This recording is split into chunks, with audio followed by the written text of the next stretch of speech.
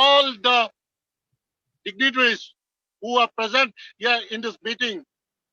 I request each and every one to sound for the development, for the better of the people of Assam and Northeast India.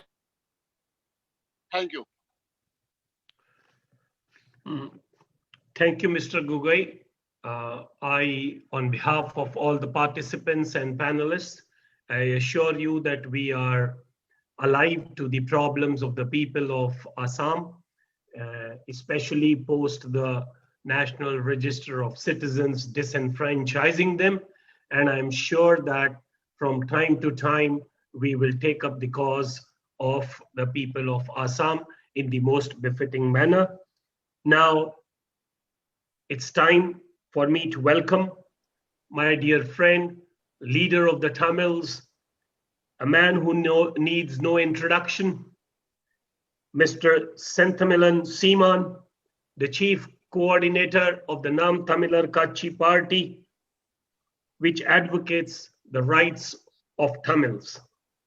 Founded with the sole objective to call for justice of victims of Tamil Eelam genocide, the party now strives for change in politics, spearheading people's politics, rising above differences of caste, religion, and gender.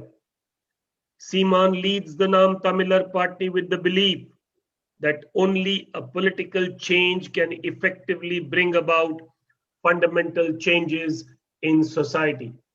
So my dear Tamil friends, my dear Tamil brothers and sisters from across the globe, may we all listen together to the views of Brother Seeman, who is fighting not only for the rights of the people of Tamil Nadu, but for all downtrodden and repressed peoples in this subcontinent. Senthamilan Seeman, the floor is yours.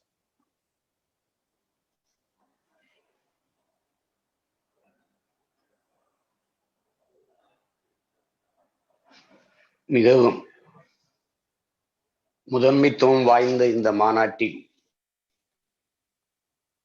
பங்கேற்றிருக்கிற மேன்மையும் மாண்புமிக்க அனைவர்களுக்கும் என்னுடைய வணக்கம். என்னுடைய உணர்வை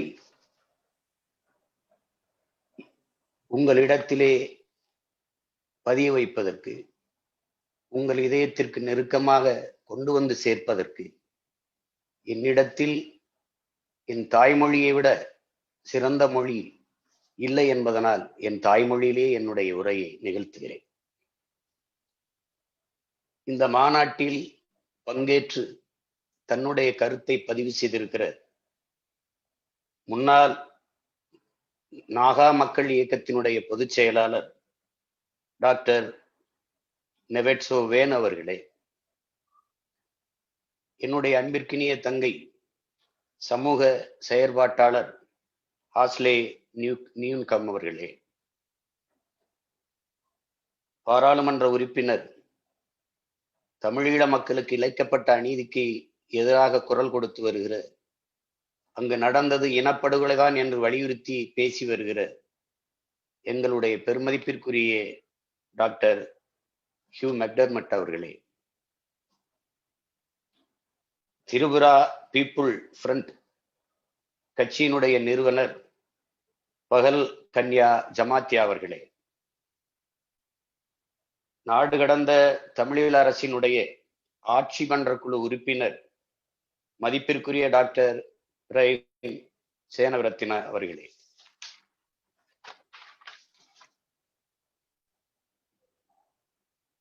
நவான் பஞ்சாப் கட்சியினுடைய நிறுவனர் முன்னாள் பாராளுமன்ற உறுப்பினர் மதிப்பிற்குரிய டாக்டர் தரம்வீர் காந்தி அவர்களே, தொடர்ச்சியாக எமது மக்களின் உரிமைக்காக குரல் எழுப்பி வருகிற பிரிட்டிஷ் பாராளுமன்ற உறுப்பினர் மதிப்பிற்குரிய சிவபைன் மெக்டோனா அவர்களே,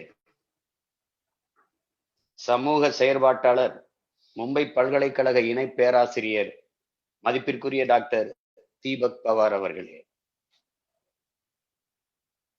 அஸ்ஸாம் சக்தி தவதி யுவ பரிசித் கட்சியினுடைய பொதுச் செயலாளர் மதிப்பிற்குரிய உதயன்குமார் கோகாய் அவர்களே,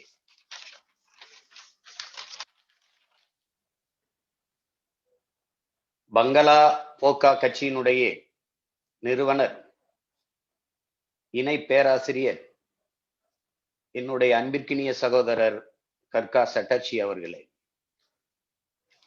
எப்போதும் எங்களோடு இணைந்திருக்கிற எங்கள் உயிருக்கிணைய உறவாக இருக்கிற டாக்டர் ஜக்மோகன் சிங் அவர்களே, உங்கள் அனைவருக்கும் என் அன்பு நிறைந்த வணக்கம்.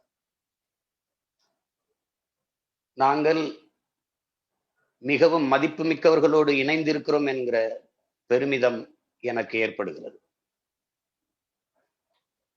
நாம் வெவ்வேறு மொழியை பேசி வெவ்வேறு இனம் சார்ந்து வாழ்ந்து வெவ்வேறு நிலத்தில் வாழ்ந்து கொண்டிருந்தாலும் சிந்தனையாலும் செயல்களாலும் இதயத்தாலும் எப்போது இணைந்தே இருக்கிறோம் என்பதை இந்த மாநாடு நமக்கு காட்டுகிறது.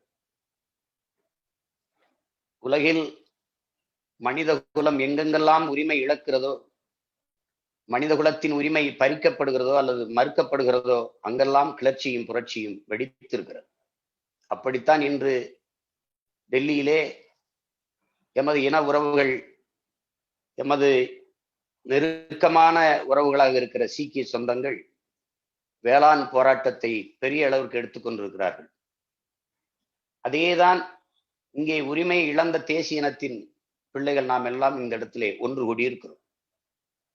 இந்த மாநாடு தேசிய இனங்களின் ஒன்றிணைவிற்கு ஒரு மிகவும் சான்றாக அமைந்திருக்கிறது என்று நான் நம்புகிறேன்.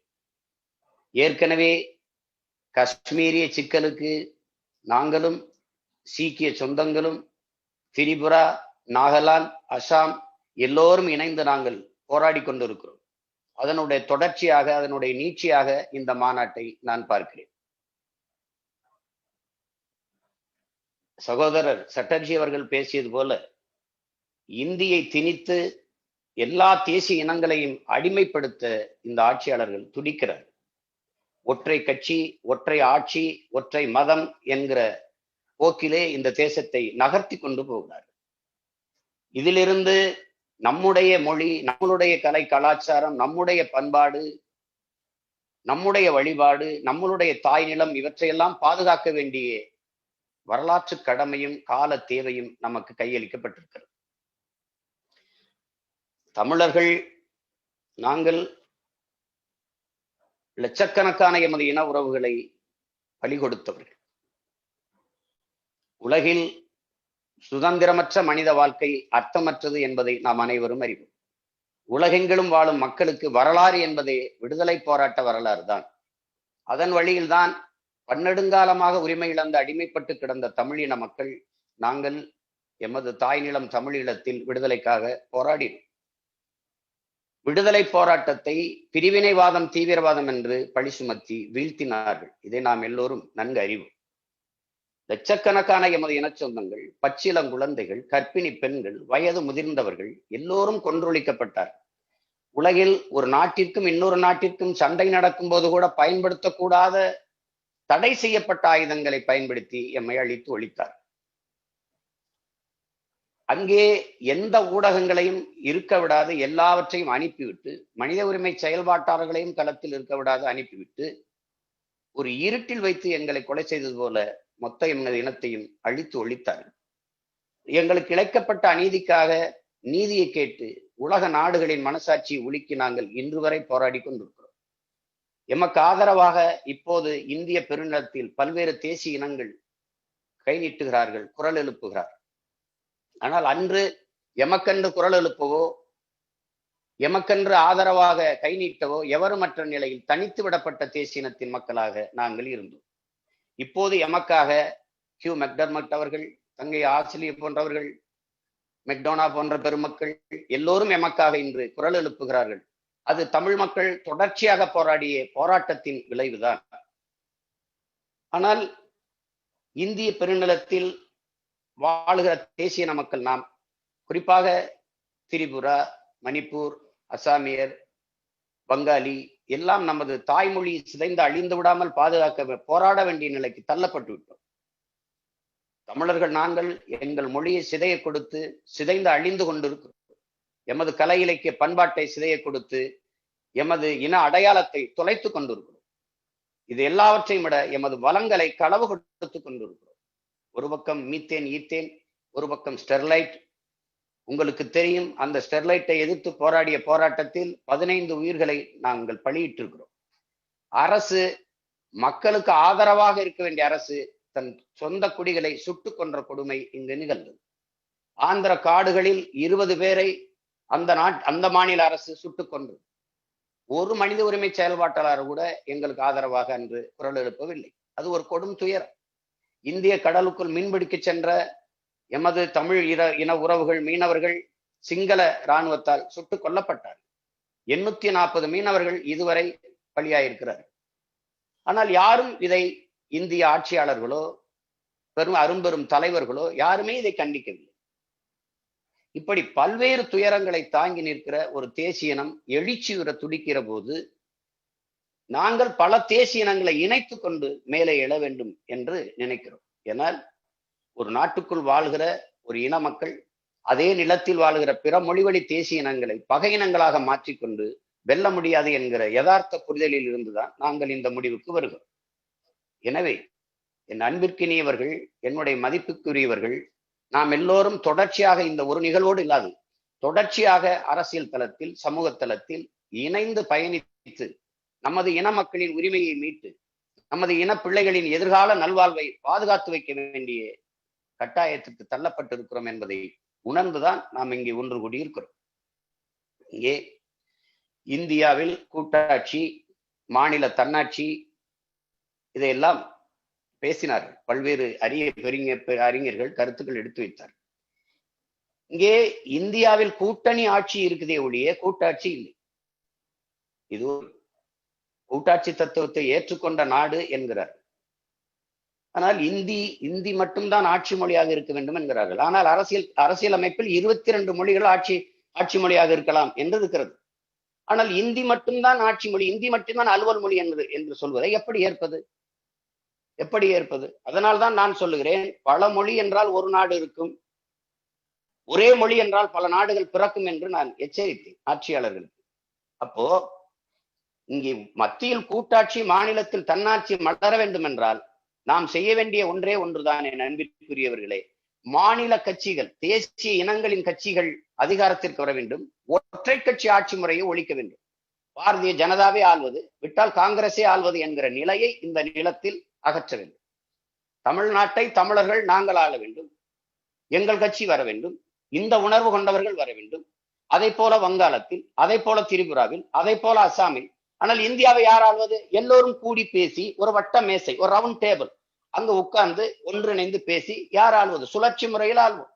5 ஆண்டுகள் ஒரு தேசிய இனத்திற்கு. அசாமிற்கு ஒரு 5 ஆண்டு, பீகாரிக்கு ஒரு 5 ஆண்டு, பஞ்சாபிற்கு ஒரு 5 ஆண்டு, வங்காளிக்கு ஒரு 5 ஆண்டு. அப்படி வரட்டும், சுழற்சி முறையில் வரட்டும்.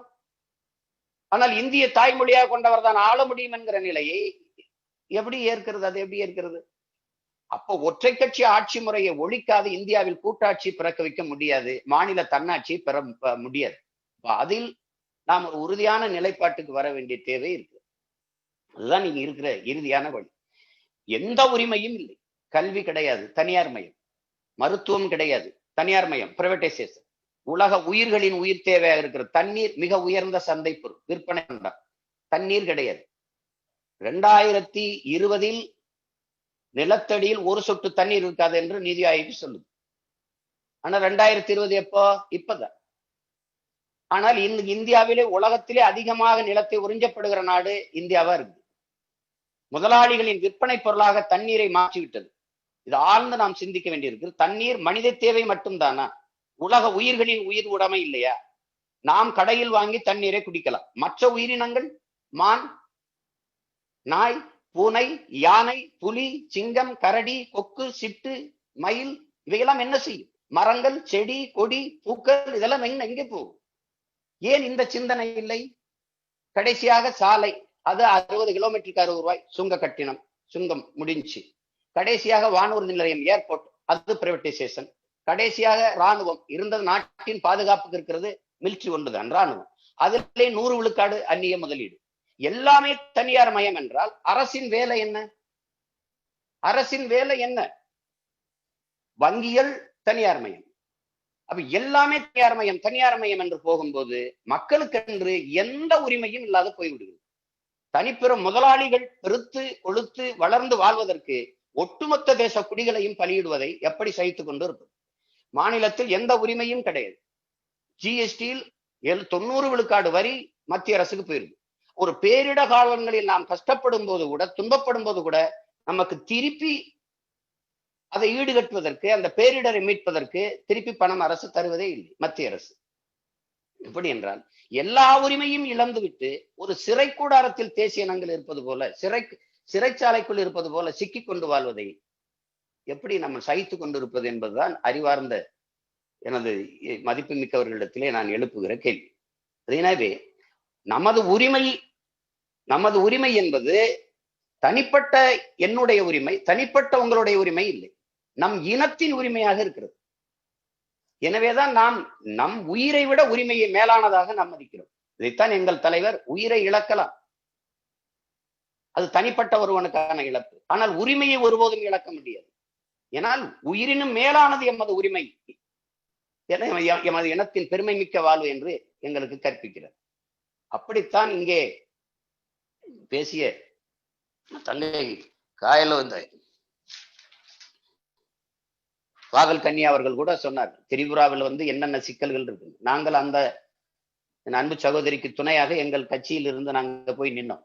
அதே போல எப்பவுமே எங்கள் ஐயா ஜக்மோகன் சிங் கூட நாங்கள் பஞ்சாபிய சீக்கிய மக்களோடு நாங்கள் எப்பவும் உறவாக தோல் கொடுத்து நிற்கிறோம். அதே போல காஷ்மீரிய மக்கள், எங்கள் தாய் நிலத்தில் ஈழத்தில் என்ன நடந்ததோ எங்கள் இனத்திற்கு அதுதான் காஷ்மீரில் இன்று நடந்து கொண்டிருக்கிறது. அதுதான் ஒரு மாநிலமாக இருந்ததை, 370 உரிமையை பெற்றிருந்ததை, ஒரு தன்னாட்சி அதிகாரத்தை பெற்றிருந்த மாநிலத்தை 2ஆக பிரித்து ஒன்றிய பிரதேசமாக யூனியன் டெரிட்டரியா மாத்தினது எவ்வளவு பெரிய கொடுமை. ஒன்றத்துக்கு, அதாவது உரிமையை கேட்கிறவர்களை, சுதந்திரம் கேட்கிறவர்களை பிரிவினைவாதிகள் பயங்கரவாதிகள் என்று பழி சுமத்தி கொண்டிருப்பதை எப்படி சகிப்பது? ஒடுக்குகிற தேசிய இனத்திடமிருந்து ஒடுக்கப்படுகிற தேசிய இனம் விடுதலை பெற விரும்புவது தன்னுரிமை. அந்த தன்னுரிமையை போராடி பெற வேண்டியது ஒவ்வொரு தேசிய இனங்களின் பிறப்புரிமை என்று லெனின் சொல்கிறார், ரஷ்ய புரட்சியாளர்.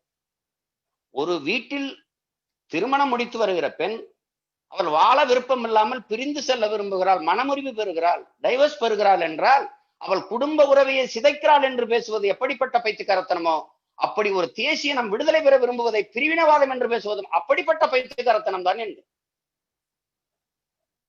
அதனால் நாம் பிரிவினையை கேட்கவில்லை, தன்னாட்சி உரிமையை கேட்கிறோம்.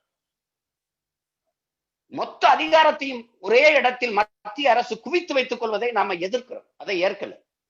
எல்லா அதிகாரத்தையும் நிர்வாகத்தையும் மாநிலங்களின் உரிமையாக்கி பரவலாக்குங்கள் என்று சொல்றோம். கல்வி மாநில உரிமை, அது ஏன் பொது பிரிவுக்கு போகுது? கல்வி என்பது மாநில உரிமை, அதை கொடுக்க வேண்டியது அரசின் கடமை. ஆனால் கல்வியை தனியார் முதலாளிகள் கொடுத்து விட்டு கல்வி கடன் மாணவர்களுக்கு கொடுத்து கடன் வாங்கி படிக்கிற அளவிற்கு மாணவர்களை தள்ளிவிட்டால் எப்படி? அறிவை வளர்க்கும் கல்வியும் உயிரை காக்கும் மருத்துவத்தையும் வர்த்தகமாக்கி சந்தையாக்கினால் அதை எப்படி ஏற்பது? கல்விக்கு கடன் கொடுக்கிறேன், வேளாண் கடன் கொடுக்கிறேன், விவசாயத்துக்கு கடன் கொடுக்கிறேன். ஏன் விவசாயி கடனாளி ஆகிறான்? ஒரு விவசாயி கடனாளி ஆகிவிட்டால் நாடு எப்படி வளமாகும்?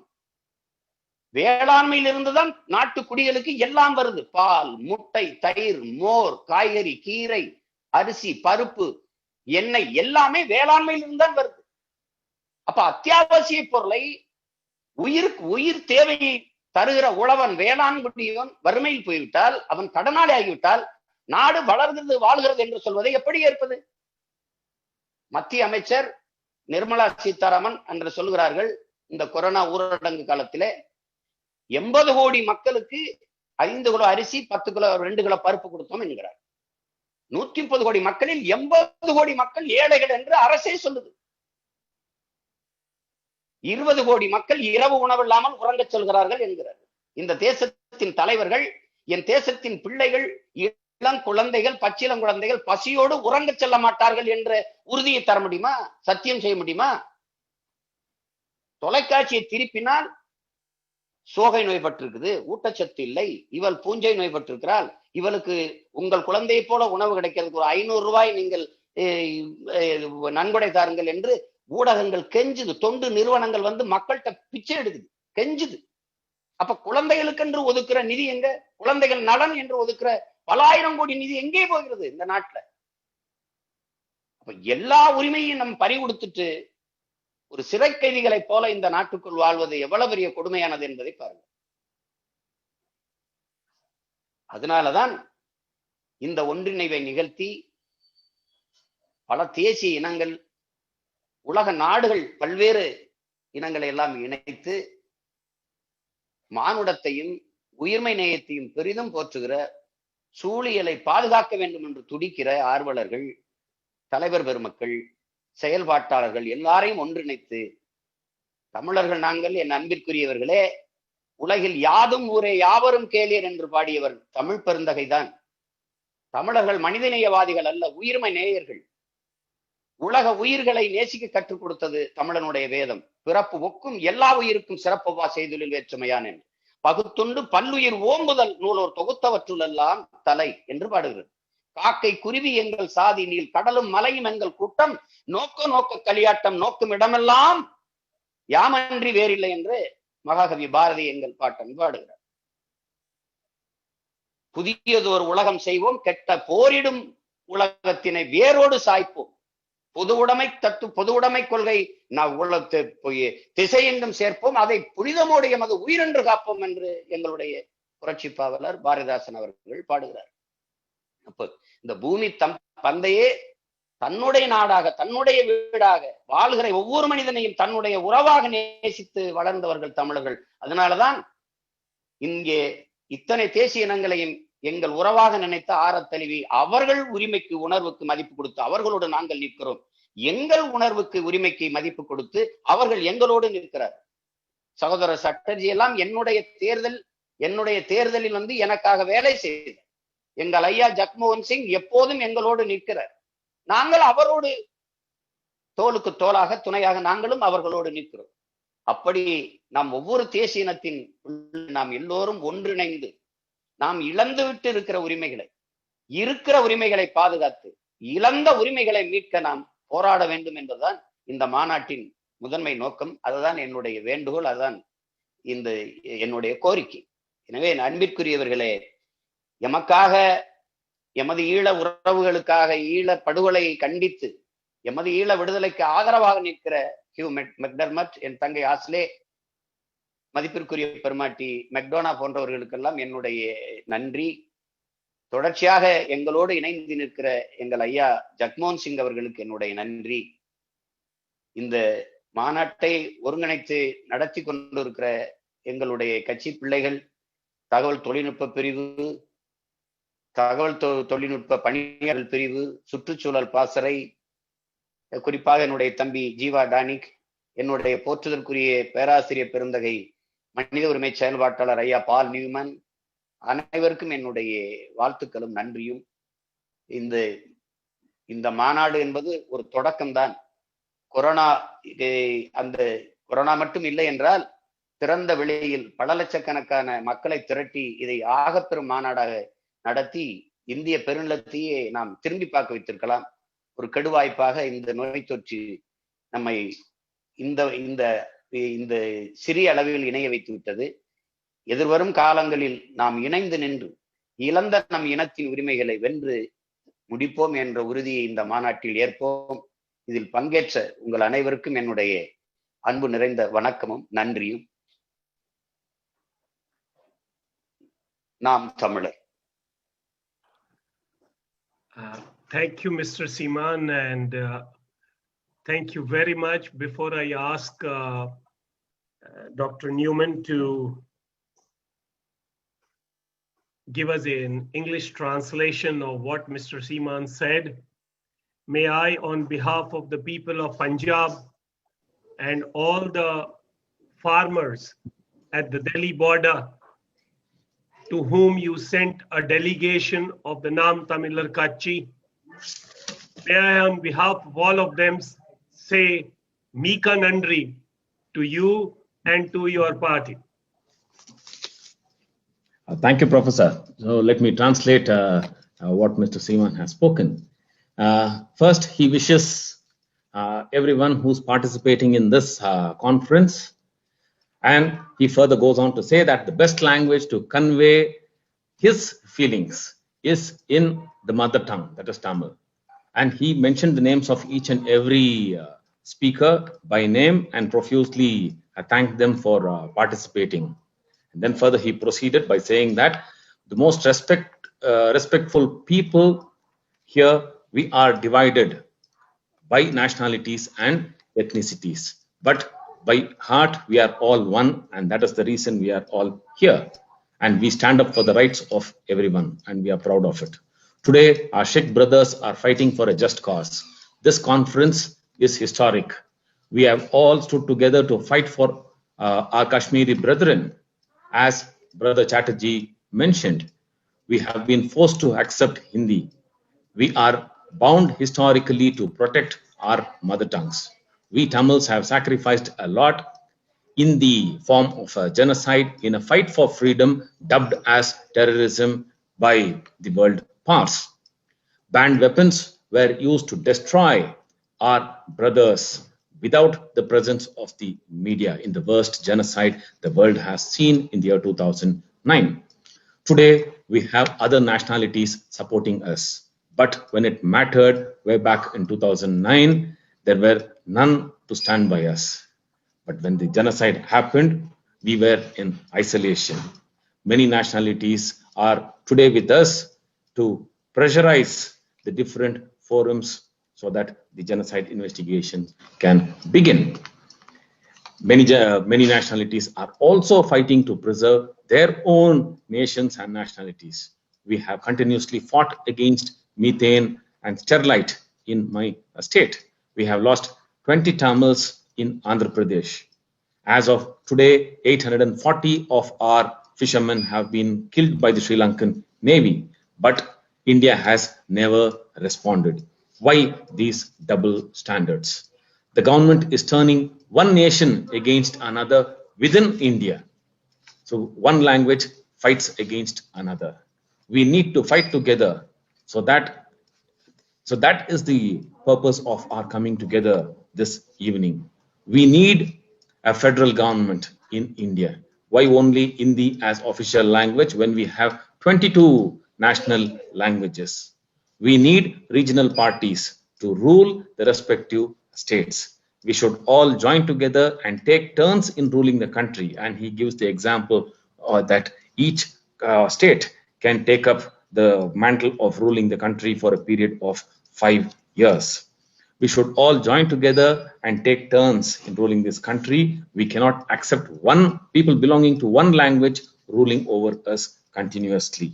Then he moved over to the issue of privatization of education, the health sector, even water, wherein he mentioned that it is not just human beings who require and drink water.